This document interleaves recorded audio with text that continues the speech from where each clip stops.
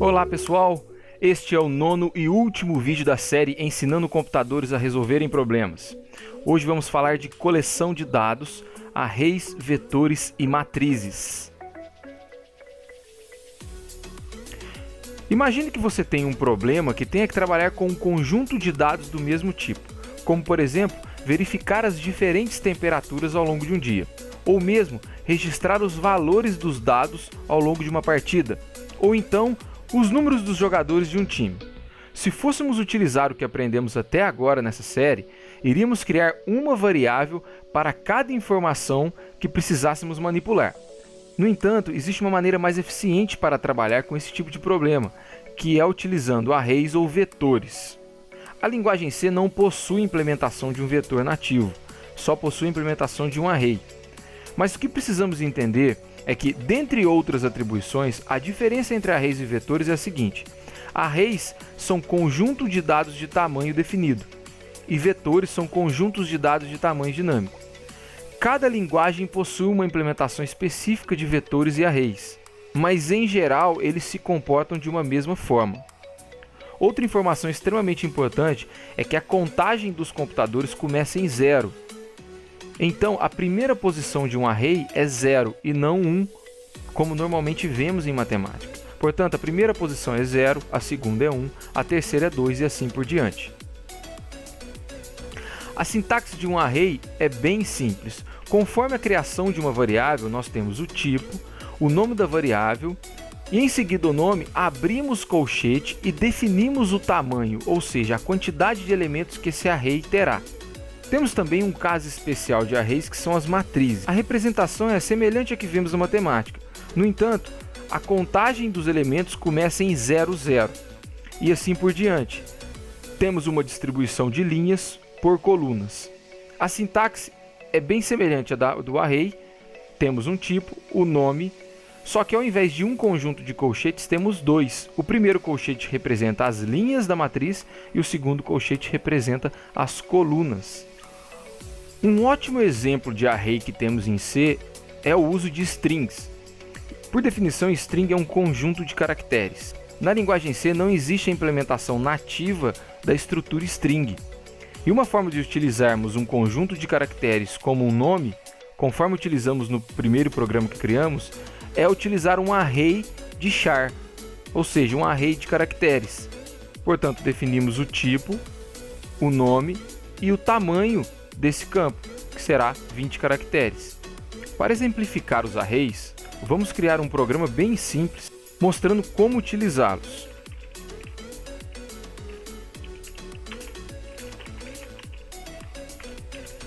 A intenção deste programa é mostrar como criar um array, como inserir informações e como manipular esse array. Sendo assim, vamos declarar como conjunto de números inteiros que terá o tamanho de 5. Como sabemos o tamanho desse array, podemos usar uma estrutura de repetição com o número de iterações definidas, conforme vimos no for.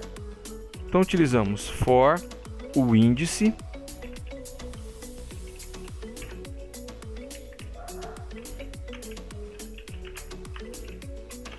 o que vamos fazer aqui é percorrer esse array e atribuir a cada posição do array um número inteiro. Para isso, basta utilizarmos a função scanf, definirmos que queremos um número como entrada com %d e em seguida passarmos a posição desse array como referência, conforme vimos na aula passada com o e-comercial. A estrutura de repetição neste caso é importante, pois precisamos passar ao programa qual posição do array iremos utilizar. Como estamos utilizando um for começando em 0, neste momento o i vale 0, ou seja, a primeira posição do array. Então podemos utilizar o i como um índice que se alterará conforme o for for sendo executado e podemos atribuir um número a cada vez em posições diferentes desse array. Agora eu quero exibir na tela a posição do array e a informação que temos nessa posição. Vamos copiar essa estrutura do for, colar logo abaixo da primeira estrutura e ao invés do scanf, vamos utilizar o printf. Vamos apagar essa linha. Então assim teremos dois números inteiros a ser exibido. Utilizamos %d e uma quebra de linha. No primeiro inteiro, vamos exibir a posição do vetor, em seguida, o conteúdo desse vetor. Portanto, i é o índice que representa a posição e número i é o conteúdo do vetor. Vamos salvar nosso programa como array. Mudamos o formato, salvar. Vamos compilar esse programa e executá-lo. Bom, na primeira posição vamos colocar 10, na segunda 6, 3, 8, 42. Conforme inserimos a informação, ele exibe na ordem e encerra o programa. Agora vamos criar um segundo programa. Para representar o uso de matrizes.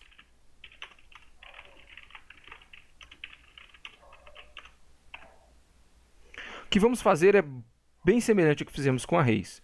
Vamos preencher as posições da matriz com números e, ao final, exibir as posições e o conteúdo. Portanto, vamos declarar uma matriz de números inteiros, matriz números, que será uma matriz quadrada de 3 por 3.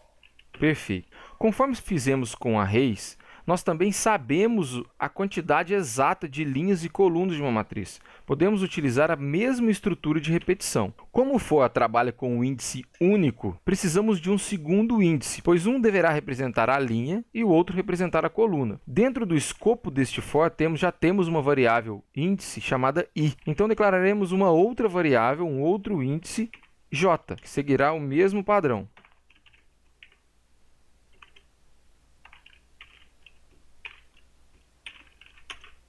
Pois bem, agora temos uma estrutura de repetição que percorre as linhas e a outra percorre as colunas. Neste caso, o que acontecerá? Quando o primeiro for inicia, a variável i recebe 0. Logo após, ele inicia a execução das instruções dentro deste for. O segundo for é uma instrução parte do primeiro for. Então, enquanto o segundo for não finalizar, a variável i não será incrementada e ele continuará com o i igual a 0. Portanto, passamos para o segundo for, que no caso tem o índice j. E aí podemos dizer que i igual a 0, j igual a 0 é a primeira posição da matriz. A segunda posição será i igual a 0, j igual a 1, que representa linha 0, coluna 1. A segunda será i igual a 0, j igual a 2. que será linha 1, coluna 2, e assim por diante. Quando finalizamos o segundo for, o i passa a valer 1, ou seja, inicia a execução da segunda linha, e aí começamos com i igual a 1, j igual a 0, ou seja, segunda linha, primeira coluna. Eu gostaria de exibir ao usuário, primeiramente, qual linha e qual coluna ele está trabalhando. Sendo assim, vamos exibir a linha %d, coluna %d. Neste caso, utilizamos os índices para representar o número da linha e o número da coluna. Então, seria linha i, coluna j. Em seguida, precisamos coletar a informação que o usuário deseja inserir nas posições da matriz. Neste caso, será apenas um inteiro. Precisamos passar como referência a posição que este número será inserido. Após coletar essas informações, eu gostaria de exibir ao usuário quais números foram atribuídos em quais linhas. Então, vamos utilizar a mesma estrutura de for encadeado e remover as instruções printf e scanf para refazer esta lógica. Neste caso, vou utilizar apenas um printf e vou representar a posição da matriz entre parênteses. Portanto, um inteiro para a linha, outro inteiro para a coluna, 2 pontos, e o conteúdo, que será um outro inteiro. Espaço para que os números não fiquem juntos na hora de exibi-los. Fechamos aspas e aqui colocamos os índices i, j e o conteúdo, que seria a matriz números i, j. Antes do ponto e vírgula, fecha parênteses. Perfeito. Como explicado anteriormente, o primeiro for representa as linhas e o segundo as colunas. Ao terminar a execução das colunas, precisamos pular linhas para que os números não sejam representados em apenas uma linha. Portanto, ao final do segundo for, iremos utilizar um outro printf apenas para quebrar a linha com _barra n. Perfeito, vamos salvar nosso código, alterar o tipo de arquivo para C, e esse programa se chamará matriz. Vamos compilá-lo e executá-lo. Ok, na linha 0, coluna 0, vamos colocar o valor 10, linha 0, coluna 1, 20, 30 e assim por diante, 40, 50, 60, 70, 80, 90. Vemos que em cada posição da matriz os números foram atribuídos. Como vimos no código, ele começa na primeira linha e vai saltando de coluna. Portanto, seguindo a ordem 10, 20, 30, vemos que na linha 0, coluna 0, temos 10. Linha 0, coluna 1, temos 20 e assim por diante. Por este vídeo é só. Fim de papo e um abraço a todos.